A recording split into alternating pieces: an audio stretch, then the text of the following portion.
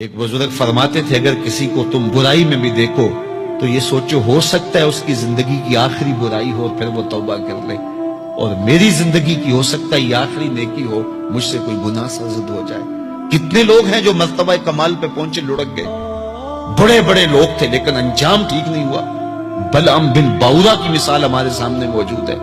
بنی اسرائیل کا مستجاب الدعوات ولی تھا، اور جب ہاتھ پھیلا کے منہ پہ ہاتھ پھیرتا تو ہاتھ بعد میں منہ پہ جاتے، قبولیت پہلے ہو جاتی۔ لیکن اسی کے بارے میں قرآن نے کہا نا، مثلہ کمثل الکلب، اس کی مثال کتے کی مثال ہے۔ زبان لٹک گئی تھی، زمین چاٹتا تھا، چونکہ اس کے ہاتھ نبی کے خلاف اٹھ گئے تھے۔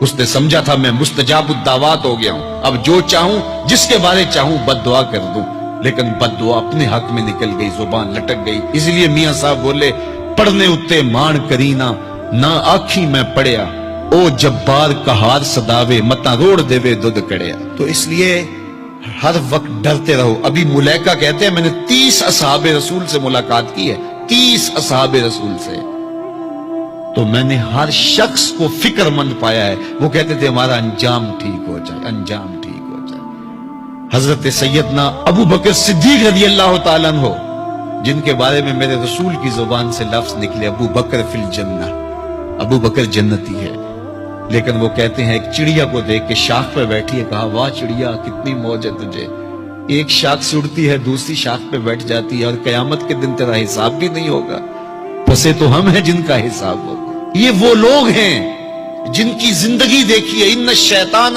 یفر من ذل عمر، عمر وہ ہے جس کے سائے سے شیطان بھی بھاگتا ہے، لیکن وہ کہتے ہیں کاش میں مٹی کا ڈھیلا ہوتا۔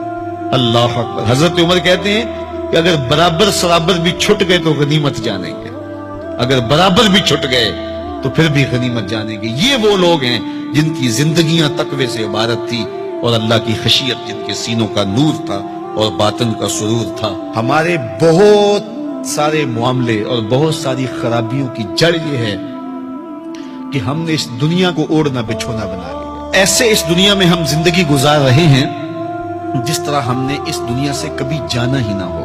اس لیے دنیا کی بے رغبتی، دنیا کی بے رغبتی کا مطلب یہ نہیں ہے کہ ترک دنیا کیا جائے۔ اس پر صوفیاء نے جو بات کہی وہ بہت خوبصورت کہی۔ وہ کہتے ہیں کہ دنیا کے اندر ایسے رہو جس طرح کشتی پانی میں رہتی ہے، کہ کشتی پانی میں رہتی بھی ہے لیکن پانی کو اپنے اندر آنے بھی نہیں دیتی۔ تم دنیا میں رہو، دنیا تمہارے اندر نہ رہے۔ اگر تم دنیا میں رہو گے تو خیر ہے، اگر دنیا تمہارے اندر رہی تو پھر کچھ نہیں بچ پائے گا۔ کشتی پانی میں رہے تو خود بھی تیرتی ہے، اوروں کو بھی تراتی ہے، لیکن اگر پانی کشتی میں آ گیا تو کشتی کو لے ڈوبے گا۔ اس کی رحمت کے دروازے کھلے ہیں، آج ہم اس کی چوکھٹ پہ آ جائیں، کل تو آنا ہی آنا ہے۔ پھر جو کفن میں منہ چھپا چھپا کے آتے پھریں گے، کیا اچھا ہو کہ خود کھلے منہ سے اس کی رحمت کے دروازوں پہ آ جائیں۔ اس کی رحمتیں آواز دے رہی ہیں، یا ایھا الانسان، او بھاگنے والے انسان، او نسیان کے پتلے، او بھولے ہوئے، او بھٹکے ہوئے، راستہ چھوڑ کے جانے والے، مالک کی رحمت کی آغوش کو ترک کر دینے والے، آجا پلٹ کے، ما غرک بربک الکریم، آجا تیرا رب بڑا ہی کریم ہے۔ قبل اس سے وہ ماننے سے انکار کر دے، توبہ کا دروازہ بند ہو جائے، سورج مغرب سے طلوع ہو جائے، پھر بندہ ہاتھ کاٹے۔ کسی نے چیخ چیخ کے مجھے کہا تھا، کوئی رو رو کے ترلے منتیں کر کے مجھے کہتا تھا، میں اس کی بات کو نہ سنا، کاش کہ اس کی پکار کو سن لیا ہوتا، اس کی آواز پہ لبیک کہہ دیا ہوتا، اور میں اس کے ساتھ چل پڑتا، اور وہ مجھے انگلی تھام کر محمد عربی کی چوکھٹ پہ پہنچا دیتا، تو آج یہ رسوائیاں میرا مقدر نہ ہوتی۔ صاحبو آؤ، کتاب رحمت آواز دے رہی ہے، کتاب رحمت تمہاری انگلی تھام رہی ہے اور تمہیں حضور کی چوکھٹ تک پہنچا رہی ہے، اور آمنہ کا لال تجھے اپنے دامن میں لے کے رب سے مغفرت اور بخشش کا پروانہ لے کے دے رہا ہے۔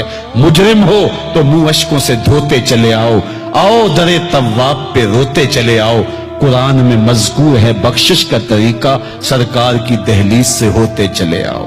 اور تھوڑی سی زندگی باقی ہے، بہت زندگی کاٹ چکی، آوارگی میں کاٹ دی، اور گناہوں میں کاٹ دی، منمانیوں میں کاٹ دی، خواہشات نفس میں کاٹ دی۔